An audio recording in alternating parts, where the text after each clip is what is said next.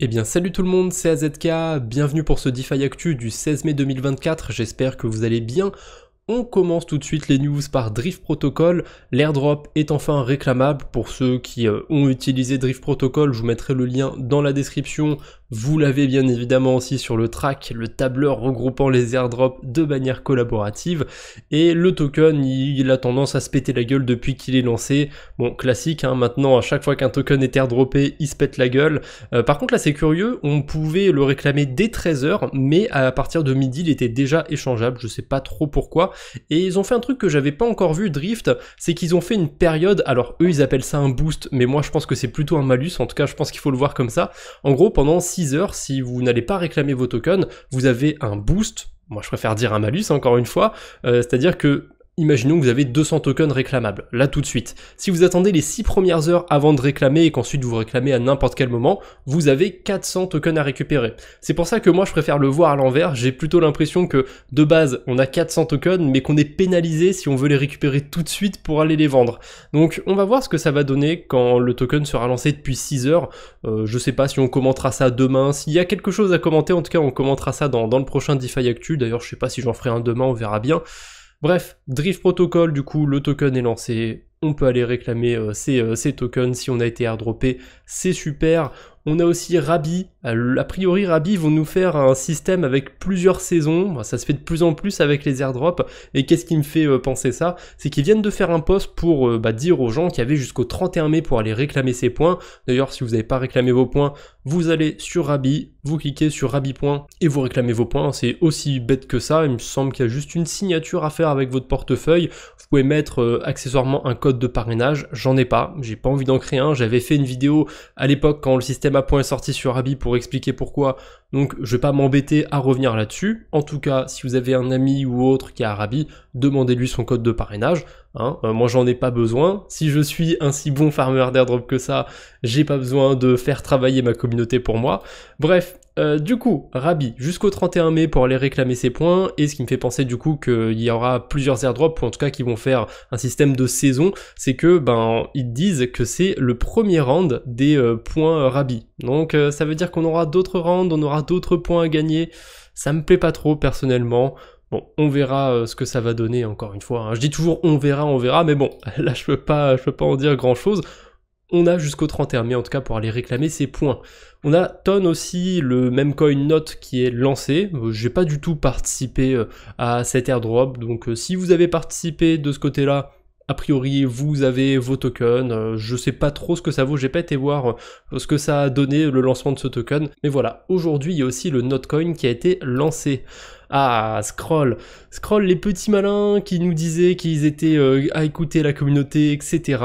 Et ben là, ils nous balancent d'un coup un système à points qui fonctionne en fonction des liquidités que vous avez bridgées. Alors, ça compte que l'Ether, le WSTETH et le Stone, ça compte pas des stablecoins ou d'autres actifs qui auraient pu être bridgés, un petit peu curieux.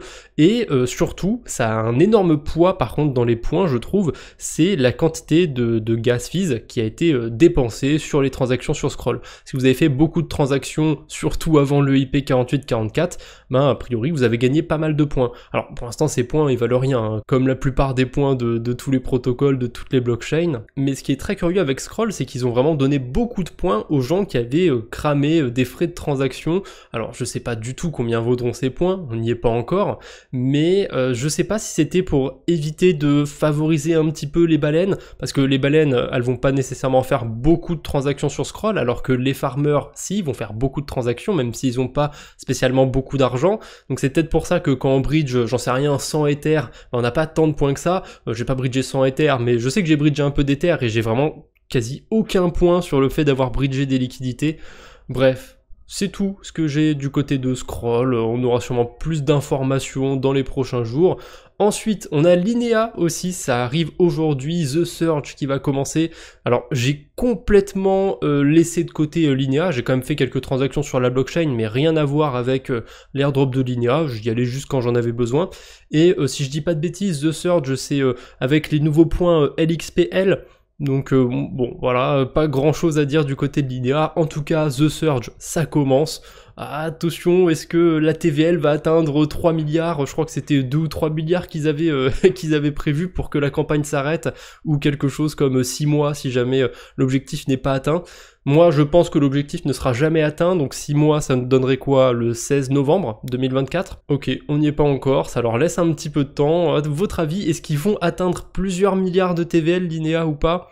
Pour l'instant, dans l'état, j'ai du mal à y croire. Il n'y a pas de protocole qui donne tant envie que ça. Même s'il y a 2-3 trucs sympas sur Linéa, c'est quand même relativement limité. Ah, Blast. Blast, ça a fait quand même pas mal parler, ils ont partagé ça. En gros, ça y est, là on a la date de l'airdrop. Au début, ça devait arriver début mai 2024. Là on est le 16 mai, il n'y a toujours rien. C'est parce que c'est repoussé au 26 juin 2024. Donc quasiment 2 mois de décalage, puisque c'était censé être début mai. Moi je trouve que c'est un peu du foutage de gueule, c'est juste pour traire un petit peu plus leurs utilisateurs. Et ils se dédouanent en disant que ils sont désolés pour le délai, que l'allocation de l'airdrop elle va être augmentée pour pallier à ça. Sauf que c'est bien sympa d'allouer plus de tokens, mais en fait les gens vont juste accumuler beaucoup plus de points sur 2 mois. Je sais plus depuis quand le mainnet est lancé. Je crois que c'est lancé depuis février, donc ça fait 3 mois et demi que les gens farment des points. Là, on est reparti pour 1 mois et demi à peu près.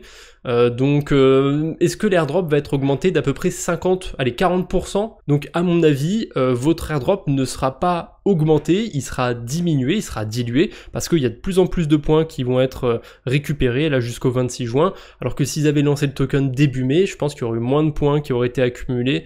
Bref, moi je trouve que c'est du foutage de gueule, que c'est juste pour traire encore un peu plus la communauté.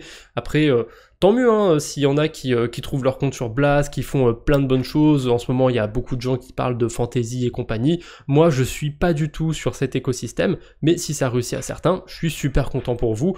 Et vous aurez raison de frimer si jamais votre airdrop vous rapporte beaucoup. Bref, Blast, Scroll, Linéa, etc. En ce moment, ils s'y mettent tous, les Layer 2. Tant qu'à faire, tant qu'on est dans les nouvelles quêtes aussi. Bon, j'ai carrément fait une vidéo dédiée sur ma chaîne principale pour dire pourquoi ça me plaît pas, mais je vais probablement quand même farmer quelques cubes du côté de Layer 3. Voilà, Layer 3, ils sont repartis pour une nouvelle campagne. C'est pas des cubes cette fois-ci, c'est des cubes de l'infini, etc. Bon, je m'attends pas à grand-chose de ce côté-là. Ça me fait un peu chier qu'ils insistent un petit peu plus sur leur campagne de cubes. Bon, je vais pas m'attarder plus que ça parce que je l'ai déjà fait sur la chaîne principale. Allez, on enchaîne avec une mauvaise nouvelle. Je crois que c'était dans le dernier DeFi Actu, je croisais les doigts pour pas qu'il y ait de gros hacks, et en fait, j'ai l'impression qu'à chaque fois que je dis ça, il finit par se passer quelque chose. C'était arrivé en début d'année, je m'en souviens. Bref, Zone Finance, du coup, qui s'est fait exploiter, qui s'est fait hacker pour 20 millions de dollars. Bon, je vais pas m'attarder sur ce qui s'est passé parce que je suis pas du tout un expert. Ce qui s'est passé, c'est qu'il y a un nouvel actif qui devait être ajouté sur Zone Finance. Il y a quelqu'un qui a réussi à exploiter une faille et du coup il y a un certain fonctionnement quand il y a un nouvel asset qui est ajouté, le hacker en a profité et là il y a la liste de tout ce qui a été subtilisé. Donc 2000 tokens vélo, c'est pas grand chose ça je crois. Par contre 796 Ether, 768 000 USDC bridgés, 162 Bitcoin, 1667 Ether stakés sur Lido, 777 000 USDT et 1 264 000 USDC. Donc ça fait à peu près 20 millions de dollars d'assets. C'est quand même un gros hack. Ça faisait un petit moment que j'avais pas vu de hack comme ça. Ça doit faire quelques semaines au moins, j'ai l'impression, à moins que je dise des bêtises. Donc c'est triste, mais bon, ça arrive malheureusement de temps en temps. On a un autre petit truc quand même qui s'est passé dans cette histoire, ça aurait pu être un chouïa pire. Il y a quand même 6,5 millions de dollars qui n'ont pas été hackés grâce à une petite manipulation par des white hats justement. Je vais pas trop rentrer en détail, si ça vous intéresse, je vous mettrai le lien du thread qui parle de tout ça dans la description. Il n'est pas trop compliqué, il est relativement simple à comprendre. Allez, on enchaîne avec les levées de fonds. On commence par Polymarket. Vous connaissez probablement déjà Polymarket, pas spécialement parce que vous avez été dessus, mais il y a pas mal d'autres youtubeurs qui en parlent. Polymarket, c'est un site sur lequel on peut faire des paris avec de la crypto, et ça peut être vraiment des paris en tout genre. Ça peut être qui va être le prochain président élu, combien vaudra Bitcoin à son halving, quand est-ce que le token de Layer 0 sera lancé, quand est-ce qu'ils feront leur airdrop. Bon, maintenant on sait déjà, mais avant en tout cas, il y avait de la spéculation sur ça. Bref, il y a plein de trucs sur lesquels on peut spéculer. En ce moment, il y a aussi les ETF spot autour d'Ethereum Ethereum, et ils ont levé quand même 45 millions de dollars, il y a des gros noms en plus dans les investisseurs. Il me semble pas avoir déjà utilisé Polymarket personnellement, ils ont pas de token, hein, c'est une plateforme crypto, donc peut-être tenter un airdrop dessus, j'en sais rien, je pense pas que ce soit irréalisable. En tout cas, voilà, ils ont fait une belle levée de fonds. On enchaîne avec RE, peu importe comment on prononce. C'est une plateforme de RWA qui est spécialisée dans la tokenisation de réassurance. Alors, je connais les assurances, mais je vais pas vous mentir, les réassurances, je vois pas du tout ce que c'est. Donc, si vous savez, dites-le moi en commentaire. En tout cas, ils ont levé 7 millions de dollars. On a Cross the Edges, le projet préféré de Cryptomatrix, qui a levé 3,5 millions de dollars. On a Spark aussi, un order book sur Fuel. Ça a titillé un peu ma curiosité parce que j'entends plus du tout parler de la blockchain Fuel, et là il y a un protocole, enfin un projet du coup sur cet écosystème qui a levé 1,5 million de dollars. J'étais assez curieux, mais j'ai gardé la meilleure levée de fonds pour la fin. Là je sais pas du tout quoi penser de cette information. Est-ce que on est au top du bull run ou quoi? J'en sais rien, ou alors est-ce que c'est que le début? Mais on a Pinkfong, donc la boîte qui est derrière Baby Shark, qui a levé des fonds pour créer un métaverse sur la Binance Smart Chain. Je sais vraiment pas comment interpréter cette news, on sait pas combien elle a été levée, mais ça doit être quelques millions de dollars, je suppose. Bref, je sais vraiment pas comment interpréter cette news, c'est vraiment très curieux. Mais écoutez, pourquoi pas. Une petite news que je trouvais assez rigolote du côté de Swell. Swell, pour ceux qui ont suivi, il y a pas très longtemps, ils fanfaronnaient parce qu'ils avaient atteint 900 millions de dollars de TVL, et ils avaient partagé ça juste après un énorme dépôt de Justin Sun. Il avait déposé genre 500 millions de dollars ou quelque chose comme ça. Et là maintenant ils intègrent aussi des stablecoins sur leur futur Layer 2. Et qu'est-ce qu'on a dans les stablecoins? Alors déjà on a le Liquid USD de Etherfi. Pareil, Justin Sun, il avait mis un gros billet sur Etherfi juste avant l'airdrop. On a le SDAI, du coup, qui est assez connu, et on a le WST USDT. Il est un peu moins connu, celui-là, mais c'est un stablecoin qui est sur Ethereum et sur Tron, et c'est un USDT qui génère des intérêts. Et il y a Justin Sun hein, qui est très proche de ce projet, donc c'est assez rigolo de voir que là je pense qu'il se cache même plus en fait Swell hein. Y a Justin Sun qui pose 500 millions, là on peut poser des STUSDT sur leur futur L2, c'est quand même assez rigolo je trouve. J'ai l'impression que Justin Sun a un peu mis la main sur Swell. Pour moi c'est une raison de plus de pas trop m'intéresser à ce projet. On a Bebop qui est maintenant live sur Scroll. Ah, pour ceux qui ont envie de cracher un petit peu de gaz pour accumuler des points, enfin ils ont pas appelé ça comme ça, ils ont appelé ça des marques, attention, il y a des marques du trou, il y a des marques ZLR, il y a des marques... J'en ai pas d'autres, mais donnez-en moi en commentaire. Bref, il y a plein de marques à gagner. Donc voilà, Bebop, j'aime bien le protocole. Ils sont sur Scroll. Donc voilà, pourquoi pas faire un petit swap. Hein, j'irai sûrement faire un de mon côté. On a Vélodrome aussi qui s'est lancé sur mode il y a pas longtemps. Mais là, on a des incentives en mode, donc le token de l'écosystème. J'ai été voir vite fait les pools de liquidité. Tiens, on va regarder en direct. Je vais pas trop m'étaler, faudrait que je fasse un quote sur la DeFi, ça fait déjà quelques temps que je le dis et j'ai toujours pas pris le temps d'en faire, mais là, juste à vue d'œil, je trouve qu'il y a des stratégies sympas à faire. Quand je vois un 140% d'intérêt sur la pool USDC mode, à mon avis, il y a des trucs à faire, du style, je dépose des USDC sur un protocole de prêt d'emprunt, j'emprunte un peu de mode, je pense que ça doit être faisable, et ensuite, je dépose des modes et des USDC que j'aurais pas déposé sur le protocole de prêt d'emprunt pour me mettre sur la pool de liquidité. Ça permet du coup, comme on emprunte le token mode, de pas trop être sujet à sa volatilité, et comme le rendement est plutôt élevé, ben ça permet de faire un très bon rendement sur des stablecoins. Bon, alors on n'aura pas 140% sur toute la stratégie, à moins qu'on ait 140% sur les USDC qu'on dépose du coup sur le protocole de prêt et d'emprunt, mais voilà, à vue d'œil ça fait quand même une belle stratégie avec un beau rendement. Après il faut faire attention quand même avec ce genre de token, ça peut être assez volatile, il faut pas trop en emprunter. Bref, on peut aussi faire la version avec de l'Ethereum si on a un peu plus peur de la volatilité ou si on n'a pas de stablecoin.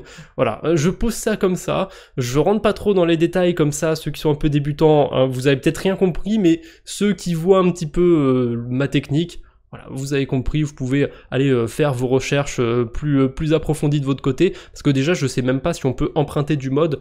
On enchaîne avec Solana aussi, il y a un rendement très sympathique sur leur pool de stablecoin, et ça va sûrement descendre, parce que quand il y a des rendements élevés, ça a tendance à toujours s'équilibrer.